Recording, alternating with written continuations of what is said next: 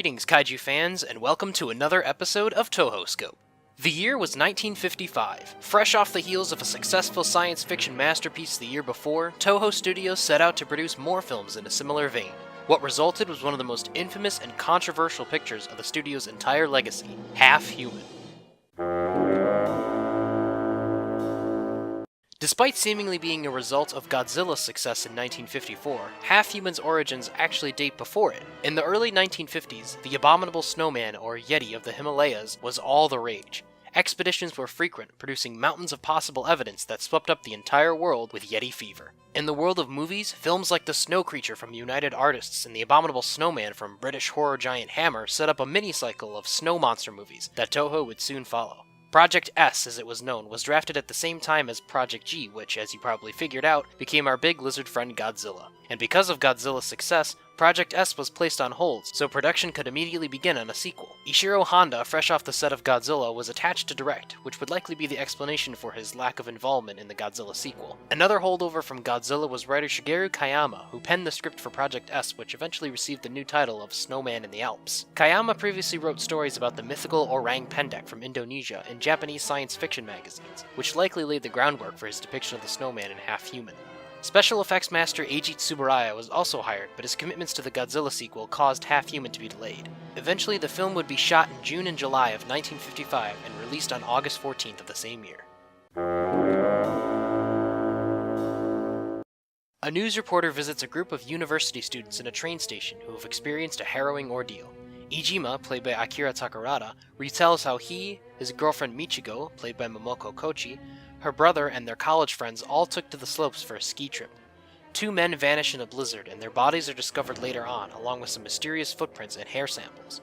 At this point, Ijima's flashback concludes, and zoologist Professor Koizumi, played by Nobuo Nakamura, tells his portion of the mission. During the rescue mission to search for the dead skiers, Professor Koizumi believes the footprints and hair to belong to the Abominable Snowman, and the group decides to search for it alongside the skiers. A circus owner tags along with the group and hopes to capture the beast for his traveling sideshow. Along the way, the group discovers a primitive mountain tribe that worships the snowman as a god.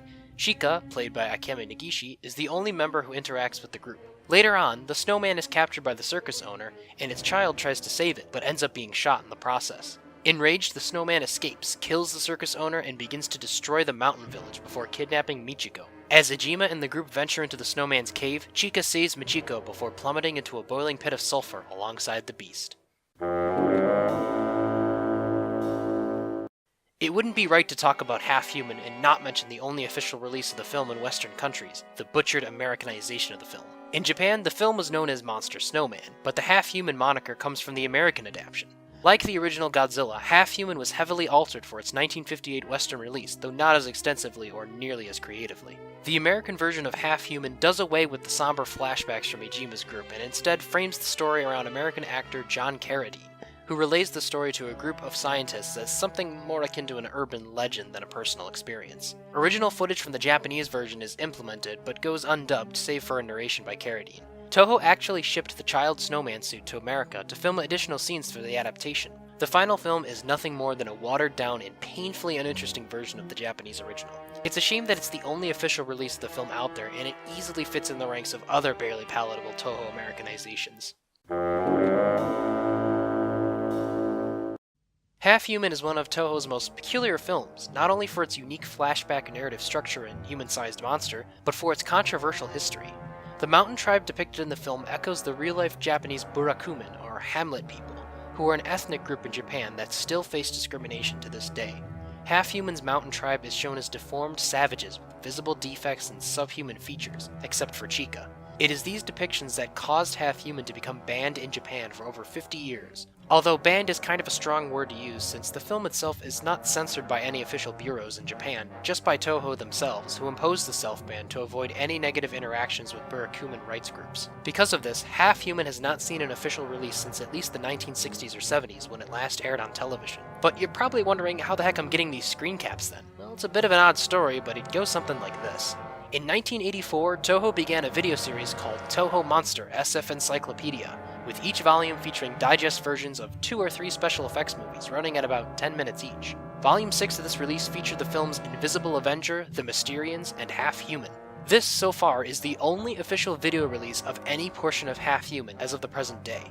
Just 10 minutes of footage, likely just scenes of the Snowman in action, but I don't think there's any English record of what's exactly on this release. Around 1994 or 1995, Toho actually planned to finally release Half Human in its entirety on video, but the project was cancelled before any tapes or discs made it into production, except for one. Keith Aiken, co-founder of website Sci-Fi Japan, recalls that he and another fan were sent time-coded copies of the film from a friend of a friend who worked at Toho Video. Now, Keith himself is not responsible for the copy being leaked, but he claims to at least know of where it originated from. It's likely that the anonymous fan who leaked the Japanese cut of Half Human into the Western world will never be identified, but at this point it's all moot. What matters is that a once unreleased and lost film is now fully available to view, as long as you know where to look. So with all that said, how does Half Human hold up to its nigh legendary reputation? Well, it's alright. Okay, probably not the most scholarly deduction, so let's dig a little deeper. When compared to the onslaught of other non-Godzilla tokusatsu films from the Toho library, it's really hard to make Half Human stand out aside from its history. It definitely features an all-star cast with Akira Takarada and Momoko Kochi returning from Godzilla a year prior, as well as wonderful character actor Nobuo Nakamura, but the script is rather lacking in any sort of big enticing punch to get the viewer interested. Everyone plays their parts well, it's just that the parts themselves are lackluster. The film's musical score, composed by Masaru Sato, also falls under this category as well, as many contemporary reviewers have noted that it succeeds more when viewed with the context of the film than separately on its own. The best parts of the film are undoubtedly the special effects sequences featuring the Snowman. The suit for the Snowman is one of Toho's best humanoids, right up there with Sanda and Gaira of War of the Gargantua's fame. The face is particularly impressive and expressive, with suit actor and suit designer Fuminori Ohashi's eyes peeking through. Ohashi is also responsible for the suit in King Kong Appears in Japan, which sources claim is the world's first Japanese giant monster movie. The suit for the child Snowman, on the other hand, looks more like a coat than a furry body, and it's a bit of a contrast seeing it next to the great adult suit. The sequence of the truck being destroyed is great fun and features some wonderful cinematography. But by far the worst aspect of Half Human is the one it's most notorious for, the Mountain Tribe. Viewing these stills is not enough to understand just how miserable these characters are portrayed. In the movie, they're practically secondary villains, demonizing the main group and berating Chica for interacting with them. Seeing them in the film, it's very clear that Half Human is banned for a reason, as these characters are just downright despicable and painfully uncomfortable to watch. As a total package, Half Human isn't awful, but it certainly isn't a very engaging chapter in Toho's science fiction legacy. It's more of a curiosity than anything substantial, and is at the very least worth checking out for that allure alone. The only way to view it is through unofficial means unless you want to hunt down a VHS of the Americanization, which I suggest you don't. My rating for Half Human, 3.5 stars. Thanks for watching another episode of TohoScope. There'll be many more to come in the future. Stay tuned.